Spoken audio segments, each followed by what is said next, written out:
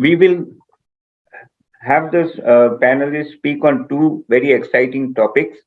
Um, Wing Commander Verma will be speaking on enterprise sustenance, and Dr. Anuj Sharma is going to talk on why companies engage in international business and ways of engaging in international business. Uh, what I will do is I will just introduce the faculty panelists first, and then we will go into the discussions, and we will try to get into the discussion as fast as possible. And what we will do is for all the participants who want to ask questions to the speakers, I would request you to either hold on to it till the both the speakers are through, and because we'll have a third speaker, Professor Manoj Pant, who's going to talk a little about BIMTECH, our initiative, which is called Center for Online Studies, through which we run our online PGDM and online certificate programs, and also about a certificate program for enterprise transformation, in which business sustenance is one of the areas of specialization. So to start off, and I will first introduce Professor Sanjeeva Dubey, who is the chairperson for the schools initiative, the Center for Online Studies. Professor Dubey is also head of the IT area in BIMTECH. He is a practicing academician with over 35 years of industry experience in IT services, leading world-class organizations such as IBM and the Tata Group. His last professional assignment was Asia Pacific Service Delivery Head of IBM, supervising around 17 IBM countries. Professor Dubey has published about 12 academic books and taught over 10,000 students as visiting professor at business schools like IIM Lucknow, IIM Indore, SP Jain, Singapore and Dubai, FMS of Delhi University, IMT Ghaziabad, XLRI Jamshedpur. He's managed mega IT transformation consulting and delivery projects of 200 plus USD budget and around 3,500 teams across multiple geographies. He's an excellent team builder, deep process orientation, and well versed in managing large project risks and mitigation. Professor Dubey would take some of the questions that you might have at the end of the session. Then we will have we will start off with Wing Commander Vijay Verma. He is a veteran from the armed forces, from the Air Force. He has a rich experience of corporate sector, having led large teams in the area of project and program management and cybersecurity. He is an engineering graduate from AMU and subsequently did his MTech from IIT Kharagpur and MS from BITS Pilani. He served in the Air Force from 1986 to 2008 and has worked as the Joint Director of Procurement and Technology at the Air Force headquarters before taking a premature retirement in 2008. He then joined IBM in 2009 and had performed various roles there. He retired from IBM in 2020 as IAM India Delivery Head. He is currently a freelancer and a trainer in the area of management and leadership training. Today, he is going to share his thoughts on enterprise sustenance. I will next introduce you to Dr. Anuj Sharma. He is working as a professor in the area of marketing and international business in BIMTECH. He has done his master's in international business management and PhD in management. He has more than 21 years of teaching experience at postgraduate level at various university departments and institutes. He has conducted more than 30 management development programs in the area of international business across all parts of the country. This includes both open and in-company programs for reputed government organizations like State Trading Corporation, PEC Limited, Handloom and Handicraft Export Corporations, and private organizations like Godfrey Phillips India and is associated with the Federation of Indian Exporters Organization as Program Director. His current areas of interest are international marketing, international trade operations, foreign trade policy, sector-specific export strategies, and management education. He has presented papers and chaired sessions at various national and international conferences, and has also written case studies and research papers in various national and international journals of repute. Today, Dr. Sharma will speak on why companies engage in international business and ways of engaging in international business. The next panelist that I will introduce is Professor Manoj Pant. He is a practitioner faculty having diversified experience in electrical maintenance, paints and luggage sales, retail and telecom. Currently, he is in higher education sector. He also conducts MDP for corporates like UCO Bank. He mentors candidates for Goldman Sachs 10,000 Women Entrepreneurs Program. Some of his observations and learning from sales are hard work has an alternative in smart work. Customers always calls the shot. Today, Professor Pant is going to talk about BIMTECH as an institution, the COOLS initiative, that's the Center for Online Studies initiative through which we run our online programs. And he's also going to talk about the certificate program from which business sustenance is one of the specializations. So what I will do is I will hand it over to Wing Commander Verma to start his session. Thank you, Professor Jyoti Das, for the warm welcome and the nice words which you have spoken about me. Let me just extend a warm greetings to all the participants to this webinar on enterprise sustenance. And let me also, right at the beginning, point out that enterprise sustenance to be discussed in 10 to 15 minutes is like asking for the moon to be delivered on a plate, right? It's a very, very tough ask to even touch a fraction of what enterprise sustenance would mean. But the good part is that in today's uncertain times of COVID and the war clouds looming over Ukraine, energy crisis in Europe, China re-emerging as an epicenter of a fresh wave of COVID, the climate change affecting the natural, inducing the natural calamities all over and affecting businesses. There cannot be a better topic than this for a webinar. We have seen some enterprises failing in while some enterprises have actually redeveloped and rediscovered themselves during these tough times. What I propose to do is, I propose to break down this enterprise sustenance topic into three aspects. One is briefly touch upon what is really an enterprise. What do we really mean by sustenance? And then take the words and combine it to touch upon what enterprise sustenance is.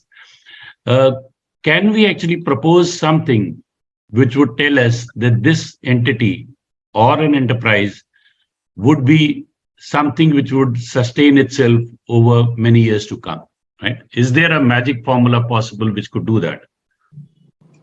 So some thoughts which I have, I'll share it with you. The whole purpose being that the thought should invoke multiple questions in you, which would need to be answered by you while you consider looking at an entity or an enterprise and trying to find out whether it's sustainable or not.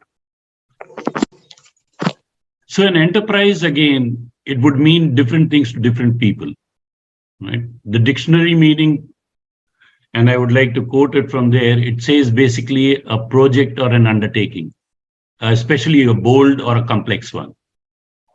It also refers to initiative, resourcefulness, and also means a business or a company, especially a unit of economic organization or activity, especially a business organization.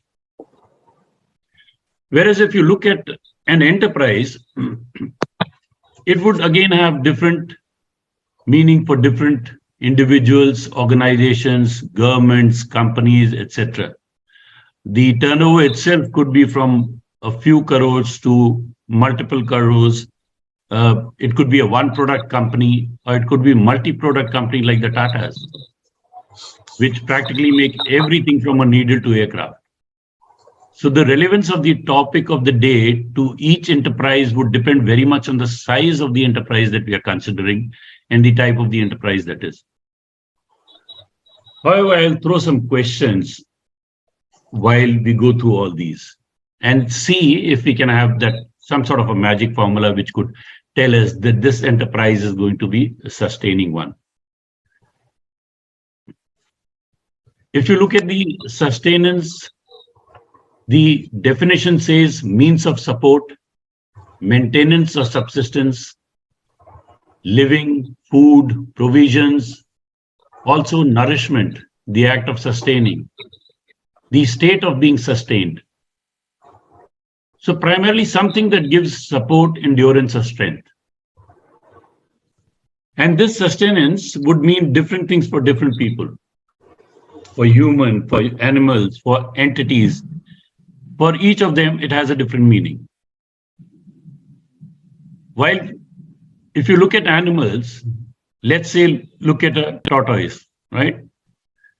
It can have a lifespan from 10 to 20 years to 150 years, right? Depending on the breed of the tortoise which it is. So for them, sustenance would mean how can they sustain themselves till the ripe old age, right?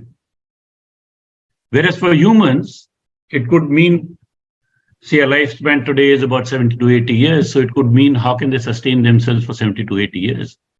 How can they support their families, provide nourishment to their near and dear ones, provide financial security, etc., etc. And so like in a government which has judiciary, legislature, executive, and the media as a watchdog, the enterprise also has its pillars. And once we look at these pillars, then we'll try and work on what enterprise sustenance could be and can we figure out a magic formula. The enterprise also has its pillars. It has the human resource, the operations, the finance, with the leadership having the task of driving the three. And you could say the board of a company acting as a watchdog, right? So therefore, when we talk about an enterprise sustenance, it is important to consider these three main pillars. So while it is important for an enterprise to have a continuous growth in terms of what the balance sheet indicates, also its product line or service needs to remain relevant to the present and possibly the future, it is important to look at the factors that can affect the sustenance of an enterprise. The big question here would be, what are the requirements for an enterprise to be called as a sustainable one? Just to name a few, it could be funds. More precisely, if you look at it, it could be cash flow, which we are talking about. It could be relevance of the technology and skill set of the people. For example, there was a time where the Polaroid camera, the film camera, CDs, DVDs were in demand. Today, they are no longer. The other thing, it could be what is the real demand for that? And the demand could fluctuate based on the global outlook, whether it is gloomy, upbeat, changing consumer preferences, fast changing generation preferences, right? Because every 5 years, there's a new generation coming up today. Whether it is environmentally sustainable. There was a short period of time when BP, British Petroleum, actually started calling itself as Beyond Petroleum, because it was felt that it is no longer sustainable to carry on with the biofuels only. IT industries similarly have had to shift to green data centers.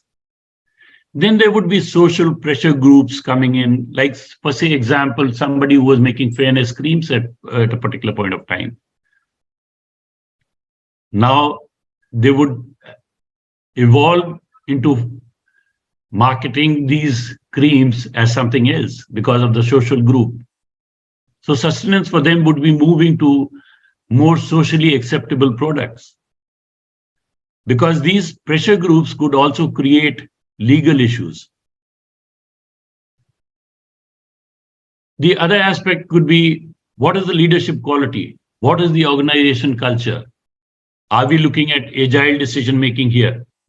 Because for sustenance, it would be important to have agile decision making and a culture which promotes the scientific bent of mind, the risk-taking ability, and so on and so forth. So how we tackle all these issues which are important for sustenance is the important question. Some of them could be dealt with saying having a good organizational culture, clear reporting, a motivational leadership, a communication which is light. You don't have multiple agencies communicating the same thing. Should we look at an enterprise as flat or a hierarchical one? Which is the one which could be, sustainable over a long period of time? Ultimately, leadership is the key to ensuring sustenance, because the leadership would evolve long-term plans, objectives, and they would be continuously renewed to be relevant to the times and to the near future. Environment and technology horizon scanning. Do we have the industry or the enterprise looking at scanning the technology environment, how fast it is changing? What is the decision-making process? Does it believe in listening and act? Or does it simply give directions? Is the culture built on taking teams along? As part of the operations of an enterprise, do they have a well-documented process or procedures? Or are they leaving things to interpretation at various levels? The more important question to consider here would be, can we build certain matrices? Now it's all fine. We could all look at IBM, we could look at the armed forces, we could look at Cisco and some of the other large enterprises and say, enterprise sustenance, here are the companies which are there. But can we actually look at some of the KPIs or the KPAs which these enterprises depict? And so if some company is starting off today, we could look at that company and say, look, hey, this company seems to be something which can sustain itself over a long period of time. So though there is no magical formula which can ensure the sustenance of an enterprise, we can always be wiser after studying the enterprise. Can we now consider some KPIs and KPAs? Let's look at some of them. Could we say a pressure index, right? And when I say a pressure index, I mean, what is the ratio of new and young blood with fresh ideas joining these organizations? Because ultimately, it is these fresh ideas which will ensure sustenance of the organization. Could we look at diversification index? Whether it is a workforce diversification we are talking about, product diversification we are talking about, we could be talking about the diverse business models. Is it B2B? Is it B2C? Is it a mix of these? And so on. We could also be looking at, is the enterprise location diversified? So if it's say in today's environment of COVID, if that large enterprise was only there in certain parts which were largely affected by COVID, vis-a-vis compare with some other enterprises which are spread globally. Can the KPIs be new and fresh ideas that an enterprise is continuously throwing up? How many of these are out of the box thinking? Can we make an index which depicts the ratio of out of the box ideas versus the total ideas that has been generated? Because ultimately we don't want the enterprise to fall victim to indices which can easily be manipulated by throwing up hundreds and hundreds of ideas, which though they are generated as yet, finally they are not something which can be implemented, stroke, they are not really relevant. They are just re-engineering the same thing again and again. Are the enterprises willing to move to low-cost centers, willing to move to global centers, which give the best value for money, for the product line and manpower? Does the enterprise follow a pyramid structure? How steep it is? Just to give you as a reference, for the best of the class companies and enterprises across, you would find a typical layer of 6 to 7 layers at the max. If there are multiple more layers, there is a likelihood that the messages to and fro from the bottom to top and top to bottom would get lost somewhere in the middle. What is the type of promotional criteria for its leaders? Does it encourage risk-taking ability in the leadership? Or is the entire organizational structure which we are looking at is risk averse?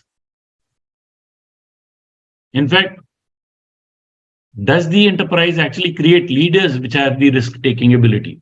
Forget about inducting leaders which are known as risk takers. Is the environment conducive to bring about leaders and generate or create leaders who are risk-taking? And most enterprises you will find have had leaders who have been able to ensure that the enterprise has reinvented itself multiple times. And most importantly, the process of reinventing starts much before a crisis happens. There was a time in 80s where people thought that the IBM will not exist, but it reinvented. It moved from the era of huge mainframes, hardware business to services business. So it's important that in order sustenance happens in an enterprise, it is capable of reinventing itself frequently. Now, just to sum up, pressure index, diversification index, KPI to measure ideas, the pyramid structure which the organization is following. These are some of the indices which would give us a fair indication whether the enterprise is sustainable or not. Not one of them would really be able to give you the correct one, but we could add these up to maybe form an enterprise sustenance index. So these are some of the thoughts that come to my mind when I hear of enterprise sustenance. My only hope is that I've been able to throw multiple questions which need to be answered by each entity which wants to see itself as sustainable in the years to come. Thank you. Over to you, Professor Jyoti Das. Thank you, Wing Commander Verma. That was really very enterprising for all the listeners, including some of us in the faculty team also. Just to carry this discussion a little further, if I were to ask you any one KPA or KPI, which according to you would be the best indicator for enterprise sustenance, what would it be? Like I mentioned, it's very difficult to name just one. But if you really push me to the wall and ask me which is the only one, or maybe which is the major one, I would say the diversification index is the most important one. Whether we are looking at diversification of business models, diversification of workforce, diversification of products, services, or in fact, diversification of location. So diversification index of an enterprise would give you an indication whether it will be able to sustain itself for a long period of time. You talked about leadership and you gave example of IBM in the 80s. We all know about Lou Gerstner, who joined IBM and transformed IBM, especially for a person who's come from the financial services. I know at that time we were in IBM and everyone was little skeptical about it, but his leadership made the difference. So how important do you think is leadership in enterprise sustenance? So seriously, actually, the role of leaders is the most significant because ultimately they are the ones who shape the organization culture. They are the ones who lead the workforce. They lay down the foundation of a sustainable enterprise. And so while a leader's role is very important and they are responsible for virtually all the towers in terms of whether they are developing the models which will sustain them for a long period of time, whether it is in the area of finance, operation, oblique human resource. The one major role which a leader should be adjudged against, I would say, is the leader's capability to build leaders. Right? And in fact, I would go to the extent that if you really want to study an enterprise and see whether the enterprise is sustainable or not, we should create a leadership index, which would measure the number of leaders which each leader can actually create. And so you will find, just to give you a simile, since I come from armed forces, maybe I'm a bit biased towards the armed forces. You would find the responsibility of creating leaders starts right at the time when they are having the induction. And that's how a continuous chain of leaders keeps on emerging in the armed forces. So the whole process of creating leaders gets institutionalized. Corporate sector, it's a bit different, but to name one quality, the leader's ability to create leaders. Thank you, Wing Commander Verma. It was really a very interesting discussions that we have had, and I'm sure all participants must have gained a lot from your insights. And I will be waiting for them to ask you questions at the end. So, now I'm going to invite Dr. Anuj Sharma. Maybe Jyoti, maybe we can ask the participants to keep writing their questions in the chat box, because Dr. Sharma would like to have some interactive session with them. Yes. So, okay, back to you, Jyoti. Okay. I will ask the participants. Dr. Sharma would like a very interactive session, so you can put it on the chat box. You can raise your hand. We will let you interact with Dr. Sharma. So, Dr. Sharma, it's over to you now. Thank you, Professor Jyoti Das, and thank you, Professor Sanjeeva Shankar Dubey for giving me this opportunity to interact with the people who are interested in doing this online course. So as the topic talks of enterprise sustenance, so I think when we talk of enterprise sustenance, international business strategy becomes quite central to it.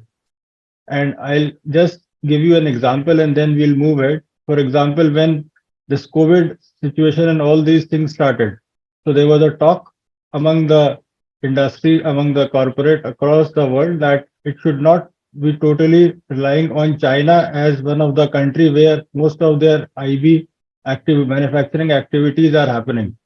So people started to coin a new term, that is China plus one.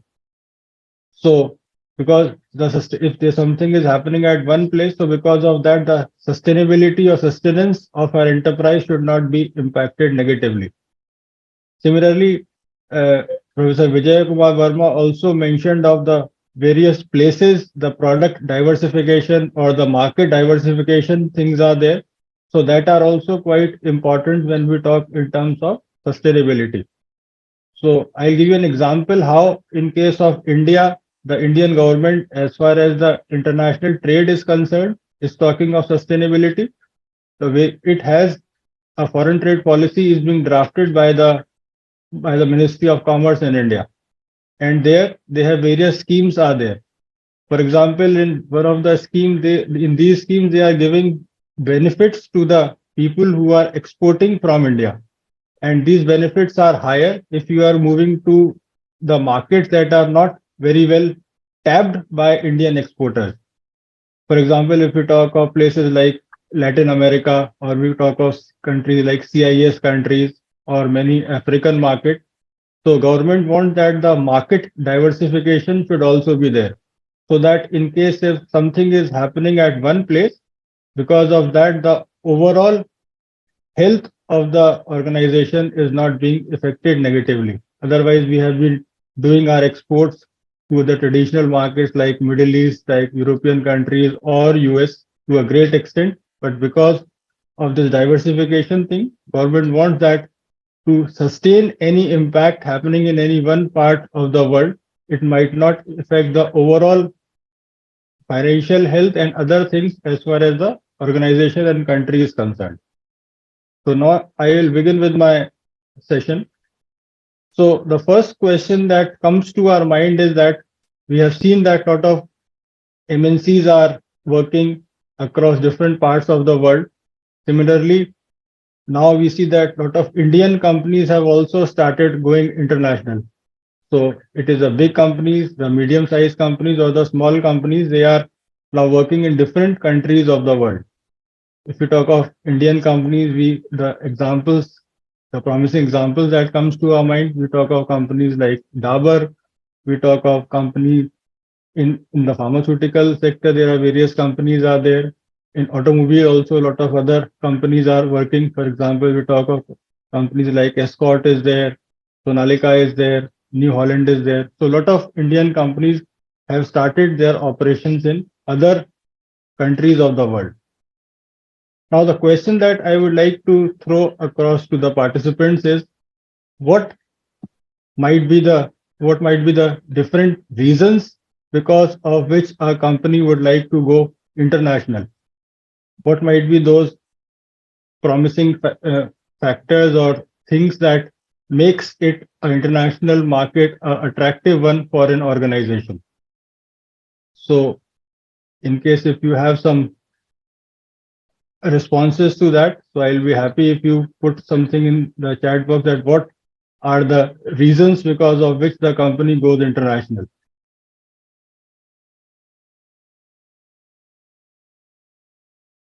So the first thing probably that comes to our mind is that it is because the company wants to have more profit. Profit maximization might be one thing because of which the company would like to see overseas markets.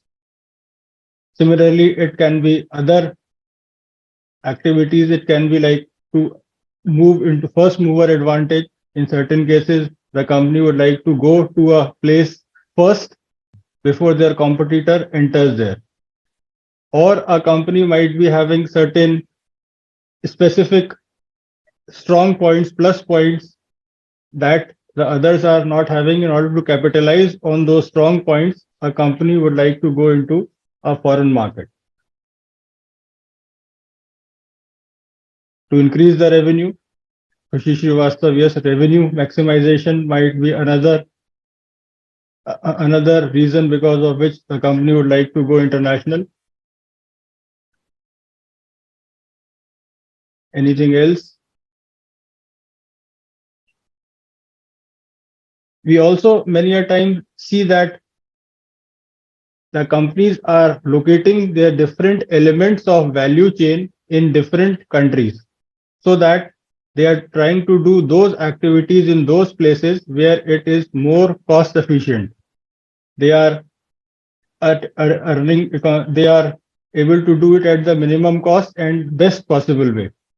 For example, we have seen that people term China as the factory of the world. So a lot of manufacturing has started to happen in China. We see that a lot of IT related activity stuff, so that the trained manpower is available in India. So those type of activities are happening here in India. Similarly, we see that many a time that some of the supply chain related activities, the shipping related activities are happening in places like Singapore.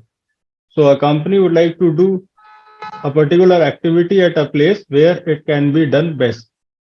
So that might also be one of the strategies that a company might be following. Some other motives might be like economic motives might also be there. Like in order to achieve the economies of scale, a company is having a small market in a place, but they are not able to achieve economies of scale. So that might also be one of the reason to achieve economies of scale. A company would like to go into more foreign markets. To build a, Sushil Shuklaji is mentioning to build a global brand. Yes, branding is also sometimes a company earns a good reputation in case if we are able to do business in many countries of the world. So if a company is operating in many places, so that also adds to the brand image. You have access, Khushi Srivastav ji mentioning, you have access to new customers. So that also ultimately results in higher revenue for the company as well as for earning higher profits. So that might be another reason for going into for international markets. There might be certain strategic motives might also be there. So if you want to see that what are the various motives, so we can say that there are three basic motives in which most of the things can be covered. We say it is like market motive, where we say that in order to have more sales, more customers, higher profit, so that might be coming under the market motives of a company. Second category might be economic motives, where you wish to do the particular activity in a particular country where it can be done best. So that might be the market economic motive that a company might be following. The third broad category that I can say might be the strategic motive, where you say that you want to improve your brand image, you want to have first mover advantage. Sometimes a company also for vertical integration goes into the foreign market. So when I say vertical integration, you might be doing one part of your entire value chain in one place, but you would like to go for forward integration or backward integration. So for doing that, you enter into a foreign market. For example, if Reliance is having its oil, refining of oil is being done in India, but if he wants to have a backward integration, in that case, it might go to some other country where it might also start taking out the oil from the oil field and then refining it over there. So control of the oil fields might come under the backward integration. So if we say all in all, there might be three things because of which a company would like to go. There might be some more points that might come into your mind, but by and large, they will going to fit into these three categories: the market motive, the economic motive, and the strategic motive. So that might be the reason because of which a company might like to go for international business. Having understood that what motivates a company to go international, we also need to know that what are the different ways by which a company can do international business. So what might be the various modes by which you can engage in international business? Any quick comments on that? Various means of engaging in international business. Anyone would like to mention some of the ways of entering into a foreign market? the first and foremost that and the easiest way of engaging in international business is by means of export. Why we say that the easiest way? Because in this, it is only your product or your service that is moving outside the country. And you have all your assets, everything located in your country. So when we talk of export, so there are a lot of big companies as well as small and medium-sized companies are engaged in exports of goods and services from India. And you must also be aware that recently we crossed this 400 billion export mark in last financial year, and there has been a lot of people mentioning that now the exports of the country has started to improve. Although there are various people say in a different way that it might be because of the COVID years in which there was the pent up demand was there, because of which the supply could not happen. So for this particular year, the high rise in export happened. Now it needs to be seen that whether we will be able to sustain with this high export momentum in this current financial year or not. So export is one way, and many of the Indian companies, big companies, are also engaged into export of various goods. So when we are talking of export, knowing that what type of product is in demand in which particular market, what is the government policies with regard to that particular product, what are the benefits that the government gives. So understanding and knowing them is also very important. So, and then the whole lot of policy related things are, of course, there might be certain exporters say that there are some bottlenecks are also there that are hampering our export. For example, they say that their high cost of logistics is there in India, or it is also because in many cases the cost of capital is also very high. So these things are some bottlenecks are there on which also the government has been working. And now we also see some of the government schemes like one district, one product. That scheme has also been initiated by the government where they are trying to increase export of those products that are specific to a particular district. Likewise, many other initiatives have also been taken.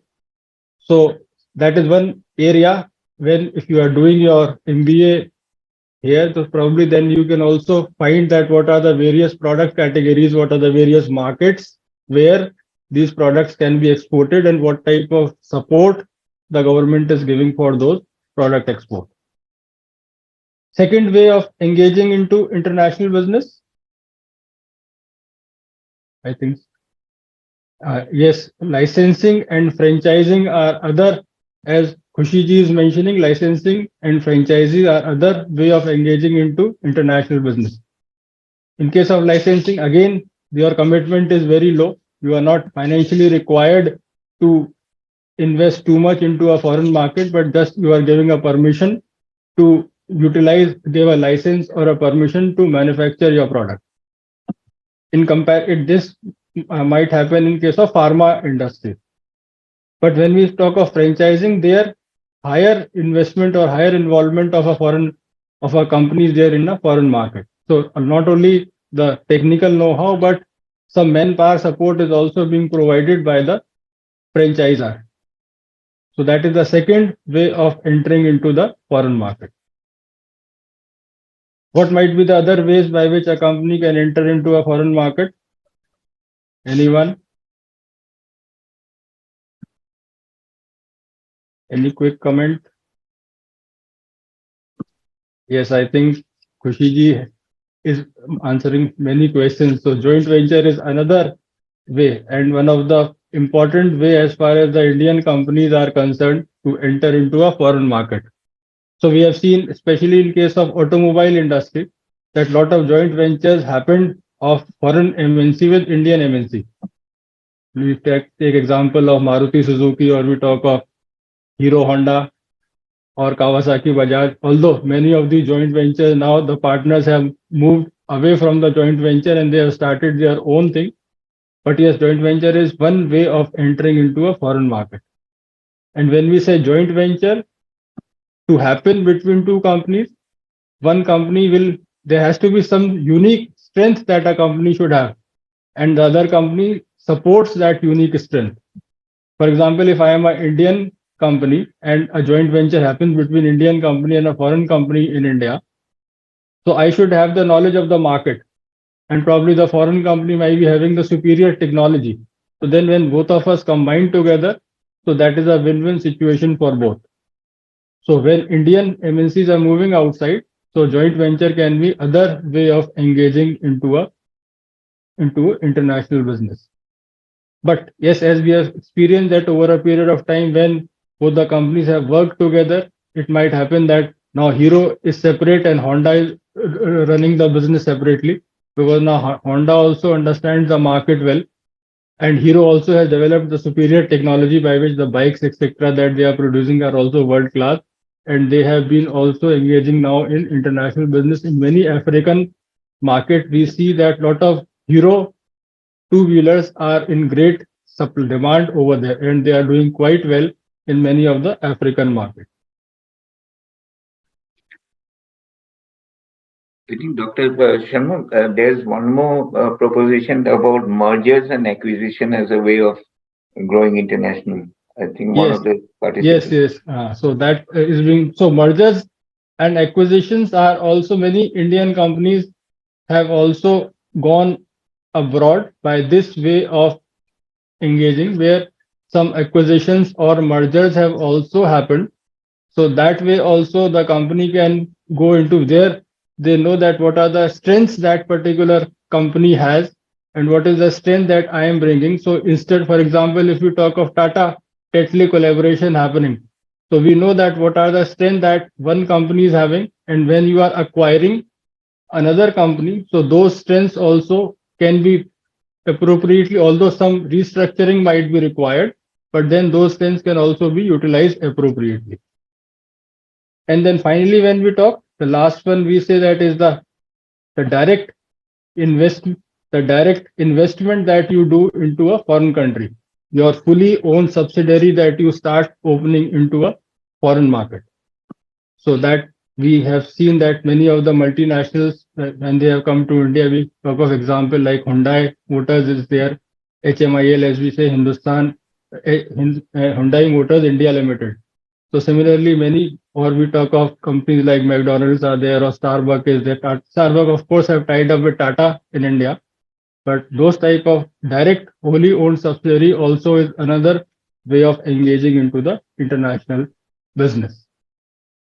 So although the time limitation is there, so I just thought that let me just expose you to the world of international business. Although when we talk in detail about all these things, we talk of what are the various functional areas are there. So how the strategies for international markets in each of the functional area can be developed. When we talk in detail, we talk of what are the marketing strategies that a company should adopt for different international markets, what should be the supply chain strategies that should be adopted, what should be the logistics strategies, shipping, etc., transportation, all these things comes into play. So this is in short when we say that what is the world of international business, what are the, and it is very important as far as the sustenance point of view is concerned. So we have seen that the companies that have been operating in large countries of the world, so they have been, if there has been some problem in some of the markets, so that they were able to overcome by some other your good business being happening in some other countries. So these were the two brief topics that I thought that I'll share with you. And in case if we have some on some future date, if we are able to interact, so then we can talk of these functional areas also in more detail, where the specific functional related activities or strategies that a company should adopt for different markets, so that can be discussed. So Professor Jyoti, this is all from my side. Dr. Sharma, thank you very much. It was quite very encouraging to see so many participants getting interested and asking you questions. I just wanted to ask you one thing. With this, paradigm shift about web-based business or e-business, um, how has it impacted an organization's ability to go global? So that is also now we have seen that because of this web business or e-business. So even if we talk of small players who have tied up with big this e businesses, like we talk of companies like Amazon or others. So there they have given lot of opportunities for the small players as well. So there they can very well showcase their products and all those things. So I think that has worked very well as far as the participation of small players in the international business arena is concerned. So these days we see that if you have the right type of knowledge, if you have right type of skills with you, and you know that where are the opportunities are there, so in that case, going international for even for small businesses is not very difficult now. The only thing is that we should understand the world in right perspective, the opportunities in right perspective, and in that case, whole lot of opportunities are there for a company to go international. Just from your experience, what do you think is the most common challenge for an organization to get into international business? Is it people, process? Is it technology? Or is it understanding the market? So, Professor Jyoti, this depends on we are talking from perspective of what type of organization, because there are certain organizations that have all the resources available within their best of manpower is there. For them the challenges are different. For small players the challenges are different. For example, if you talk of small players, so they don't have that much resources for advertising their products or going into too many trade fairs. So they have to do the challenge of right information. What are the policies support that the government provides? So having the knowledge of that is a challenge for them. But when we talk of bigger organizations, in that case they have to really understand the geopolitics environment well, as far as how is it working in different countries. So sometimes the political leaders of different big markets, they might have a different mindset, but the organization works with a different mindset. So bringing the synergies between the two type of approaches or the thoughts, that becomes a challenge. So the key in this is that you understand what is the way in which the government of a particular market, their ideologies are there. So for that particular market, you will have to update or you have to mold yourself so that you are able to do business easily in that country. And of course, what are the latest in things changes that are happening as far as the technology is concerned? What are the people's preferences? Understanding the people preferences are concerned. So those are also an important thing for the organization to understand, because these days customers have lot of choices are there. So if you are not understanding them well and provide them with the products in a much, the changes in the innovations that you are doing have to be very fast, and you have to judge the environment very quickly. Then only you will become successful in different markets of the world. Dr. Sharma, thank you very much for your time and your insightful discussion. And I can really see how the participants were involved in it. Um, I will now ask Professor Manoj Pant to very briefly talk to the participants about BIMTECH, about this initiative like Center for Online Study Schools, and about the program in enterprise transformation for which business sustenance is one of the areas of specialization. So over to you, Professor Pant. Thank you, Professor Jyoti Das, for giving me the opportunity. Okay. Thank you, Jyoti Das, sir, for this opportunity. I'll just put my video on for some time, but since I am not in my office, so just to give all the learners and my warm greetings to all the learners who have taken the time off on a Wednesday evening to hear to this webinar, which is very important and insightful. So two things we are looking at from a learner's point of view, and why, let me qualify that, because when we are looking at enterprise transformation, there are some things which the learners have to learn which are the concepts. And then it could be speculation as to they want detail. Is it a marketing oriented thing? Do they want to look at mergers or acquisitions? Are they looking at some other way of doing their business? So I'll request Deepak to quickly share the screen, share the word slide.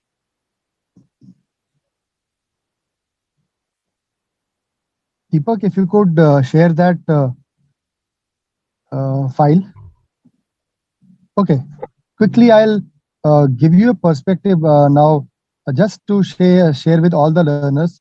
What you see on your screen is a broad view of the course. So it gives a perspective of foundation course, which increases your conceptual understanding in marketing, organization behavior, and it looks at say financial or managerial accounting, quantitative techniques, business communication in digital world, managerial economics and management information system, and understanding of emerging technologies. So this foundation course is to ensure that all the learners come on the same page. So they have a fundamental understanding. So if I come from a background of operations, I have some understanding of marketing, I have some understanding of finance, and I have some understanding of organizational behavior or how a team dynamic works. So having said that, the next important part, and which each of the prospective learner would be looking forward to, as to how they can add value to their existing enterprise, or if they have their own entrepreneurial setup, how do they add value to that? Now, these four broad columns, which we talk of as specialization, we talk of digital transformation of business. Second is the digital marketing and analytics. Third is the enterprise sustenance. And fourth, we are looking at as strategic management. So broadly, these four buckets would definitely help all the learners to pick and choose courses of their choice. So preferably, if people choose two specializations, then you could take a couple of courses from digital transformation of business. And if you have a marketing setup or marketing enterprise, you could take a couple of courses from digital marketing. So this gives you a perspective of the foundation course has given you a perspective of the knowledge of basic understanding of all the courses. Then the digital transformation of business because course you want change effectively. What is the pace of change? Are you able to cope up? Are you not able to cope up? And if you are, God forbid, if you are in a marketing organization where you are bootstrapped and you don't have enough, you're not adequately funded, but still then you want to have your space in the world, you can look at digital marketing. So these are the various specializations we are looking at. And broadly, the course and the program is based over a period of 6 months, with 5 months for the learning of foundation course and the specialization. And 1 month would be for a practical application through a simulation project, which is a capstone based project. Now, why I'm emphasizing this capstone based project is that whatever learning you had from the foundation course and the specializations, whatever subjects you have chosen, now how do you apply that? Do we expect you to apply it directly to the real world? No. This capstone course will help you to apply all these practical concepts in a non-risk environment. And the best part of this capstone simulation is that you and your peer group will be competing with each other. So this is a non-risk environment, and simulation being a simulation thing, the risk aspect is not there. But how are we better off after doing the simulation? We have got insights to a lot of things we do not need to do. The mistakes we committed during the simulation game, the mistakes we do not need to commit. So that gives you a perspective as to what could possibly go wrong. Because in a pressure situation where you are competing with other players, and in this capstone simulation, you have to have actions on all the fronts. It could be organization, it could be marketing, it could be finance, it could be teamwork, it could be decision making with uncertain data. So how you react to scenarios, that helps you to give a perspective of your problem handling capabilities, your stress handling capabilities, and yes, it also, the debriefing also tells you what was done right by the team which has come first, or what was not done correctly with the team which could not do very nicely. So in all, a very interesting simulation which will give you firsthand as to what has gone wrong with your strategy, why it did not work, and with all the competing people all on the same page, you have a dipstick as to how to go about things. You are prepared with various science in real world. And this is all being offered under the aegis of Center for Online Studies. For more details, I would suggest you visit our online website, online.bimtech.ac.in, and have more details about the program. I would love to take any queries. If there are any, I would love to, and you could put them on chat. I see some questions on Q&A. So I have the question as other countries. Sushil Shukla, I guess this question was for Anuj. You have asked about. These questions yes. were addressed by Dr.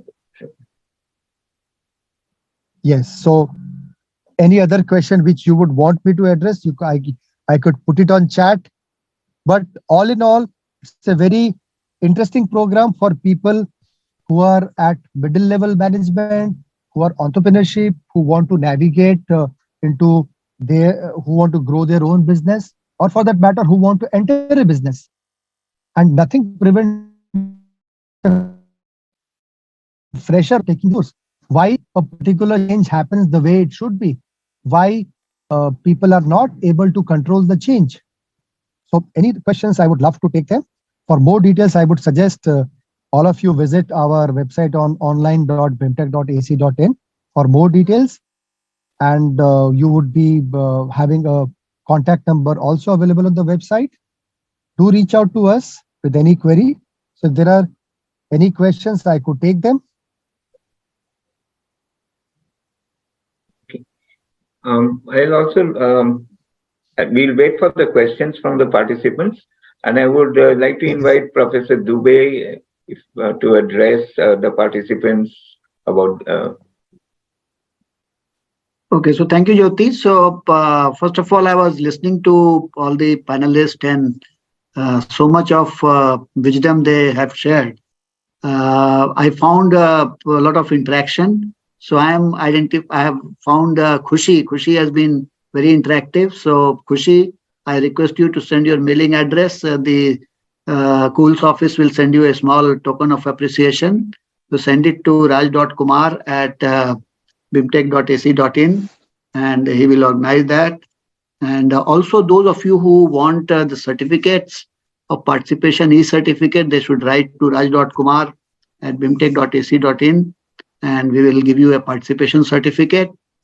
The certification program, which is 6 months, which is being launched in February, as well as the two years program, which is again being launched in February. Both brochures I have uploaded in the chat. Of course, these are all available in the website also. And Rajkumar has already put that. And in the interest of time, I know it's a year end, and we were having some thinking that whether we should hold it now. But so many people have attended. I see some of the very senior people, Dr. Purushottam Tripathi ji and R.R. Dasgupta. Some of the name I know, Dr. Saurabh Sharma. I would like any one of you who want to speak and then give your feedback. We'll be most grateful to you. You have found time. This is a series of webinars we are doing it. Dr. Samdeep Kumar, and many of you, Mr. Bachi Babu, and then Barun Thakur Saab. So many of you, I mean, I don't know all of you, but I'm extremely grateful for your time, because if you want to do something in your life, learning is the only thing which can help. And I would like to end this or that conclude my talk by saying 2 lines to you. कुछ ख्वाब जगाए रखना, एक आग जलाए रखना. कुछ ख्वाब जगाए रखना, एक आग जलाए रखना, हर रोज नई सुबह को एक बात बचाए रखना। राहें तो मुश्किल होंगी, आसान सफर ना होगा, पर कुछ करने का जज्बा हर रोज बचाए रखना। So I'll just give you a positive note. This year is ending, the new year is coming up. So happy new year to you, and interact with our team. They have done a fantastic job, and I'm very grateful to all my panelists here. Dr. Anuj Sharma, Professor Manoj, Commander Vijay Verma Sahab, and all the participants for having joined here, and then look forward to seeing you again. And then you can share all these brochures amongst your friends and colleagues. And if you want some more interaction about our program, today we have got more than 600 students in just 18 months for our PGDM online, which is the first program in the country which has got double ASCSB accreditation. Okay, we have taken about less than 1 year to achieve this, which was a difficult, but yet we could do it. So back to you, Jyoti sir, to conclude. Okay. So thank you for all the participants. I know it's the last week of the year and the festival week for many of us. If there are no more questions, then thanks to all the panelists and to all the participants, I would like to end this session. So good night, and see you all in the next webinar that we hold. Jyoti sir, a last word for all the participants. I guess a lot of you might want to explore this certification course as a precursor to our 2-year full-time course. I would definitely encourage many of you to at least explore the certification course. So once you do that, you know the quality and depth of the content, and then you can definitely make up your mind of doing a 2-year full-time program, which will definitely help you in the career. Yeah. So all the best to all of you. I would really like to thank, if I was getting the first name right, Ilayu Muhammad. You participated from Nigeria. It's really thank you. And if you have any questions, you can ask the panelist here, or you can mail it to ras.kumar@bimtech.ac.in. And we do have a lot of international students in our program, so we would be most happy to welcome you into this program, either the 2 years PGDM program or into the certificate program. Yeah, we have one person from Nigeria attending the course. Yeah. So as we said, we are all here to help you, and look forward to seeing you again. Thank you, everybody. Thank you, sir. Thank you so much.